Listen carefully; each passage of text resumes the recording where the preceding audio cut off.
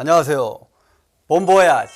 우리는 지금 여행 중입니다. 동유럽도 있고 지중해권도 있고 북유럽도 있고 유럽을 여러 갈래로 나누죠. 그중에서 7, 8년 전부터 대한민국에서 아주 커다란 신드롬을 일으키고 있는 지역이 있습니다. 동유럽 중에서도 바로 발칸반도라고 하는 곳이죠. 지도를 좀 보시죠. 네, 이 지도는 지중해 지도입니다. 네, 지중해 땅 가운데 있는 유명한 바다, 그런 이름을 가지고 있죠. 그리고 이탈리아가 보입니다.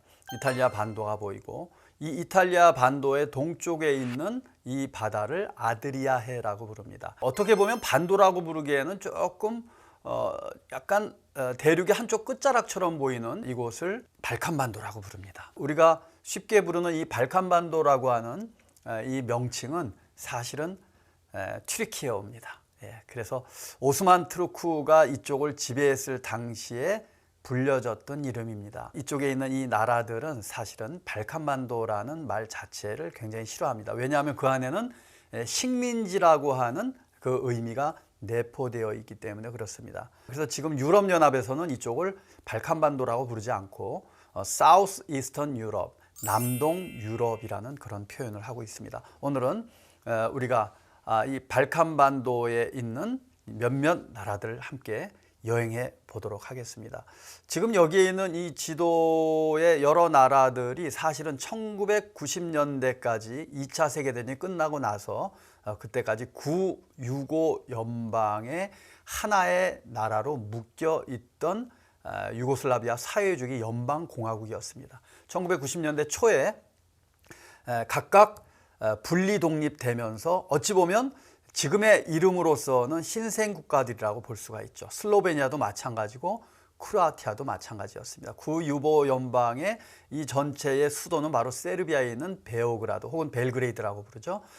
그곳이 수도였습니다. 오늘날 굉장히 불명예스러운 그런 별명을 가지고 있는데요. 유럽의 화약고라고 불립니다.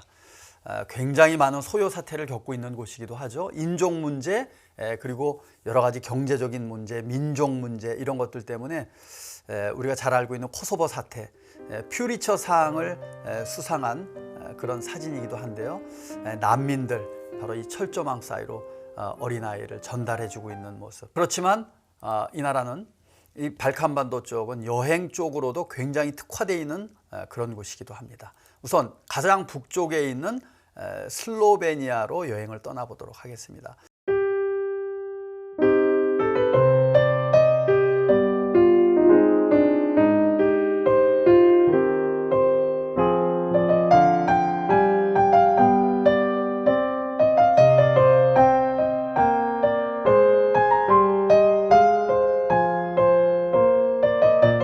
슬로베니아, 크로아티아 바로 북쪽에는 오스트리아가 있고 서쪽에는 이탈리아가 있습니다. 알프스 산자락으로 연결되어 있는 곳이죠.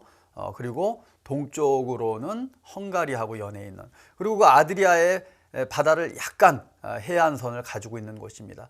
전체 크기는 경상북도만 하니까 면적은 그리 크다고 볼 수가 없죠. 인구는 약 212만 정도 됩니다. 그러니까 작은 소국이라고 볼 수가 있습니다. 끊임없이 다른 나라의 침략을 받았던 오스트리아 합스부르크 왕가의 지배를 받았고 다른 슈퍼파워들의 지배를 받았던 그런 나라입니다. 또 유고슬라비아 사회주의 공화국에서 이제 분리 독립된 지 얼마 안 되는 신생국가라고 볼 수가 있습니다. 루블라냐라고 하는 곳이 이 나라의 수도고요. 서쪽으로 약 55km 가면은 블레드라고 하는 매력적인 호수가 하나 있는데요. 여러분들과 호수로 함께 가볼 생각입니다. 호수를 보면 비현실적 현실이죠. 얼마나 아름다운지 모르겠습니다. 블레드 호수, 그리고 큰 호수는 아닙니다. 역시 이 주변이 알프스 산맥 한 자락이라고 보시면 되겠습니다. 말씀드렸듯이 루블라냐에서 북서쪽으로 약 55km 정도 떨어진 곳에 위치한 곳인데요. 호수의 크기는 최대 길이, 좌우 길이가 2.1km, 너비는 1.4km, 총 둘레는 6km 정도밖에 안 되는 아주 오붓하게 생긴, 아담하게 생긴 그런 호수입니다. 호수 위에 섬이 하나 있고요.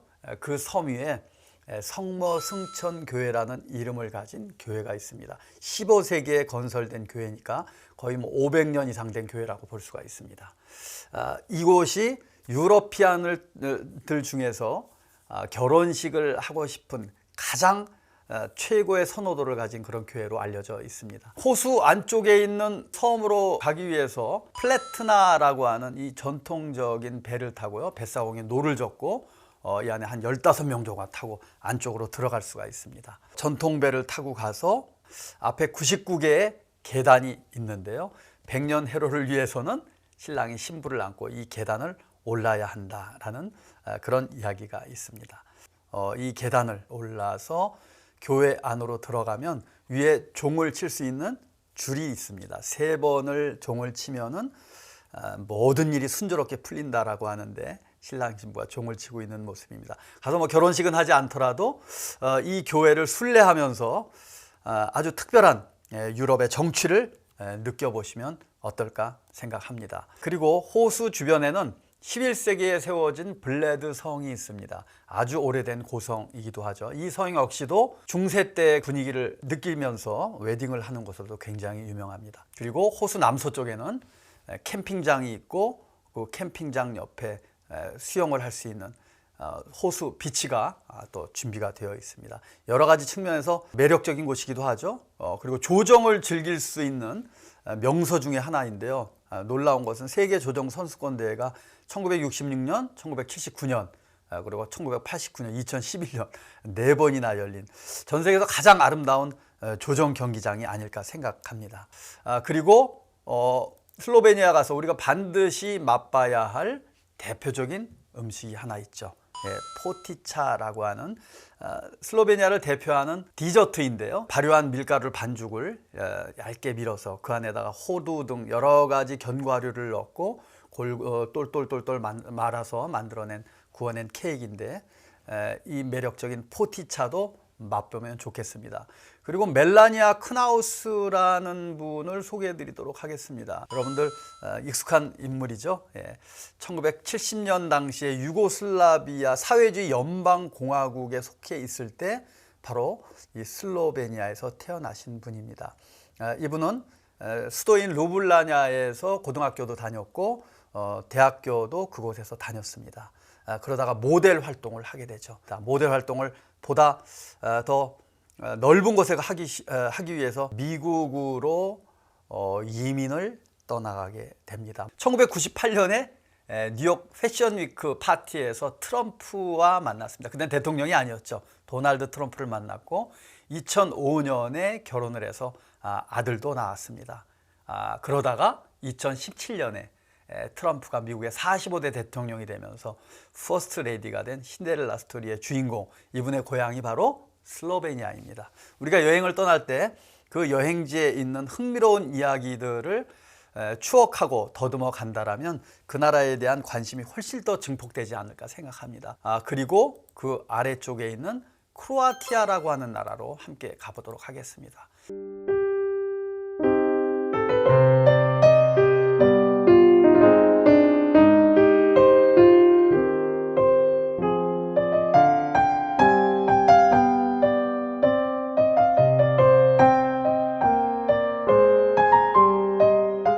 크로아티아. 이 크로아티아는 한반도의 약 4분의 1 정도밖에 되지 않습니다. 면적이 그리 넓은 나라는 아닌데요, 역시 1990년대 초반에 유고슬라비아에서 분리 독립된 나라입니다. 인구는 약 440만 명 정도 되고요, 발칸반도 전체가 그렇듯이 서로마, 동로마, 그리고 합스부르크 왕가, 헝가리, 오스트리아 제국, 이런 슈퍼파워들에게 굉장히 오랫동안 식민지를 겪었던 그런 나라들 중에 하나입니다. 그러나 이제는 그것을 다 털어내고 새롭게 자신만의 역사를 써 내려가고 있는 그런 나라입니다. 크로아티아. 이 크로아티아가 특별한 것은 아드리아해 동쪽면에 연해있는 이 해안선이 굉장히 복잡하죠. 우리나라 남해안의 다도해처럼 복잡한 해안선을 가지고 있는데요, 해안선이 복잡하다는 것은 아름답다라는 의미도 가지고 있습니다. 크로아티아의 수도로 가보도록 하겠습니다. 자그레브의 중심에 있는 옐라치치 광장이라고 하는 곳입니다. 유럽의 모든 도시들은 도시 한복판에 광장을 가지고 있죠. 프라자라고 하는 광장을 가지고 있고, 그 광장에는 교회가 있습니다. 그리고 관공소들이 몰려져 있고요. 그리고 많은 사람들이 이곳으로 순례를 오고 이 도시를 찾아오게 됩니다. 그래서 숙소도 있고 유럽의 모든 문화와 문명은 광장에 집중돼 있다라고 하는 것이죠. 여기에 있는 옐라치치 광장도 예외 없이 같은 모습을 가지고 있습니다. 옐라치치라고 하는 이름은 바로 크로아티아의 영웅이죠. 반 요시프 옐라치치 장군의 이름을 딴 것입니다. 그를 기념하는 기념비가 광장 한복판에 떡하니 서 있습니다. 1848년에 오스트리아 헝가리 제국으로부터 크로아티아의 독립을 주도하고 당시에 아주 고질적이었던 농노제도를 폐지한 공으로 크로아티아의 국민적 영웅이 되신 분입니다. 이분이 크로아티아의 영웅이지만 오늘날의 영웅은 좀 다른 인물들인 것 같습니다. 누굴까요? 크로아티아의 영웅이라면 바로 크로아티아 축구단이죠. 2022년 카타르 월드컵에서 브라질을 격파하고 4강에 진출했고요. 2018년 러시아 월드컵에서는 결승까지 올라갔죠. 아깝게 프랑스에게 져서 준우승을 했습니다만은 오른쪽 가장 끝에 이렇게 고개를 숙이고 있는 축구 선수는 크로아티아의 영웅입니다. 루카 모드리치. 여러분들 잘 아시죠? 레알 마드리드의 중앙 미드필더입니다. 2018년에 발롱도르상을 수상하기도 했습니다. 현재 크로아티아 축구단의 축구 주장을 맡고 있죠. 그리고 또 누가 있을까요? 크로아티아의 영웅. 현대의 영웅이라고 하면 여성분들은 혹시 모실 수도 있겠습니다. 미르코 크로캅이라고 하는 K1의 종합 격투가죠. 크로아티아의 영웅으로 알려져 있습니다. 전직 직업이 특별합니다. 전직 대테러 SWAT 이 특수부대 출신으로 킥복싱으로 시작해서 그의 발차기는 굉장히 유명하죠. 2000년대를 풍미했던 오늘날 우리가 기억하고 있는 영웅이 아닐까 생각합니다. 자, 이제 우리는 남쪽으로 쭉 내려가 보도록 하겠습니다. 크로아티아에서 가장 인기 있는 자연관광지라고 한다면은 플리트비체 국립공원입니다. 자그레브에서 약 130km 정도 남서쪽으로 내려가면 카르스트 지형의 석회암층이 빚어낸 아름다운 자연의 경위가 있습니다. 16개의 호수가 있고요. 폭포가 90개나 쏟아져 내립니다. 그리고 그 사이사이에 약 18km의 인도교가 쭉 연결이 되어 있는데요. 마치 무릉도원을 연상케 하는 매력적인 모습입니다. 우리 한국 사람들이 산수가 좋은 것을 굉장히 좋아하는데 특별히 이 크로아티아의 플리트비체 국립공원은 우리 한국 사람들이 가장 좋아하는 그런 뭐 한국 사람뿐만이 아니겠지만 그런 여행지이기도 합니다.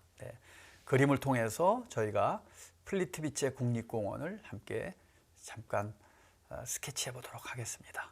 그리고 아드리아해를 따라서 남쪽으로 내려가 보도록 하겠습니다. 종자지식을 조금 득하고 가면 좋겠습니다. AD 117년에 고대 로마가 자신의 최대 판도를 이루었을 때 자신이 가지고 있던 속주들의 이름을 부르던 이름이 있었는데 여기 빨간색으로 되어 있는 이 지역을 바로 달마티아라고 그렇게 불렀습니다. 달마티아 어디서 많이 들어본 이름이죠?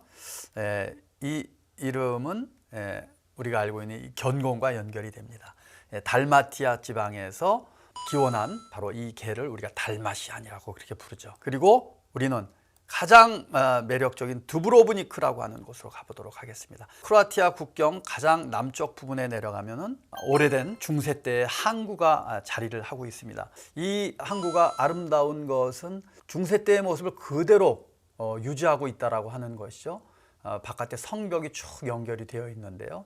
시간이 멈춘 곳, 타임머신이 필요 없는 곳입니다. 특별히 이 바다는 주인이 여러 번 바뀌기도 했고요. 수많은 전쟁이 있었던 곳이기도 하고 오스만 투르크가 점령했을 때 바로 이 반도를 발칸 반도라고 불렀다라고 말씀 제가 드렸죠.